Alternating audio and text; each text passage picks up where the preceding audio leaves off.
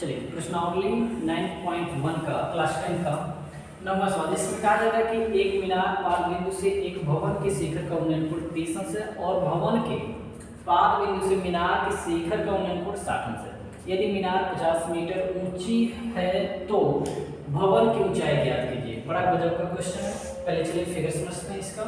जब भी दो लोगों के बारे में बात किया जाए तो एक तरफ एक लोगों को और दूसरी तरफ एक लोगों को खड़ा कर देंगे।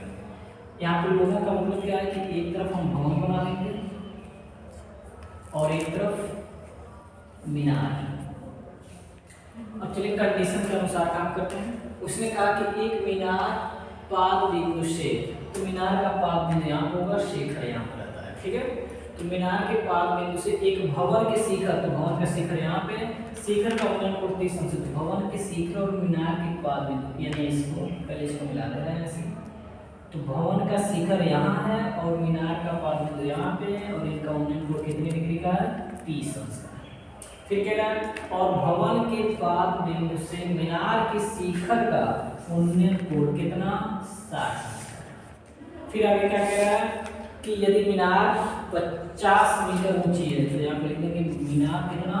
50 मीटर ऊंचा है तो भवन की ऊंचाई क्या आती है? तो मैं मानूंगा कि भवन की ऊंचाई जो है h मीटर होगा, ठीक है। यहाँ पे लिख देंगे A B C D। इसी पे काम करना आपको, भवन की ऊंचाई ज्ञात करनी है। तो चलिए देखते हैं। यहाँ पे लिखेंगे साबित माना भवन की ऊंचाई इक्वल टू h मीटर। अब कोई एक त्रिभुज ले सकते हैं यहाँ पे जो आपको अच्छा लगे, या तो मन करे छोटा वाला लीजिए या बड़ा वाला लीजिए, या ABC लिखिए या फिर DCB भी ले सकते हैं, कोई भी ले सकते हैं।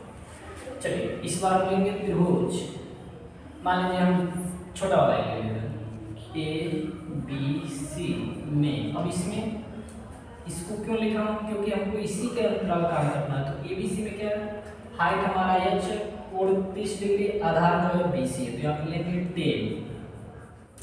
30 अंश। छोटा वाले फिगर में कितने डिग्री का? 30 अंश का बदल है तो 30 लिखेंगे। हाइट यानी h हो जाएगा और बेस यानी आधार जो हमारा है, मैं मान ले रहा हूँ कि ये BC है।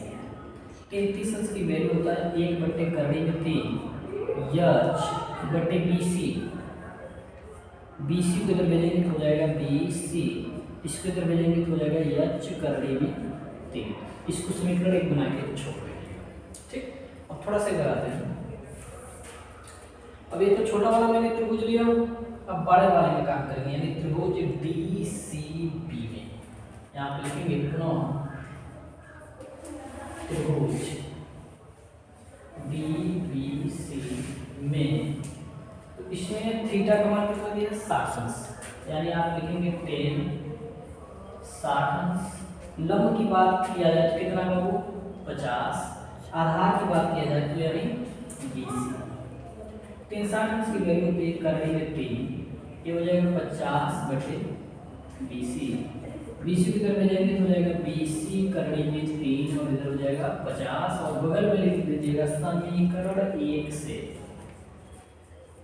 इसका मतलब क्या है कि हम BC की जगह क्या लिख सकते हैं? तो BC के वैल्यू पहले हमने समीकरण 1 में निकाला था h करड़ी में 3, तो BC की जगह लिखेंगे h करड़ी में 3। तो h करड़ी में 3 BC के लिए सिर्फ लिखा हूँ, एक करड़ी में 3 है तो पूरे करड़ी में 3 बराबर 50। इसका गुणा इसमें करेंगे तो हो जाएगा 3h करड़ी में 3 का, करड़ी में 3 का जब गुणा किया जाता है आपस में तो करड़ी हट जाती है, सिर्फ क्या होगा? 3 होगा। बगल में h है तो h और बराबर 50 है तो 50, ठीक है।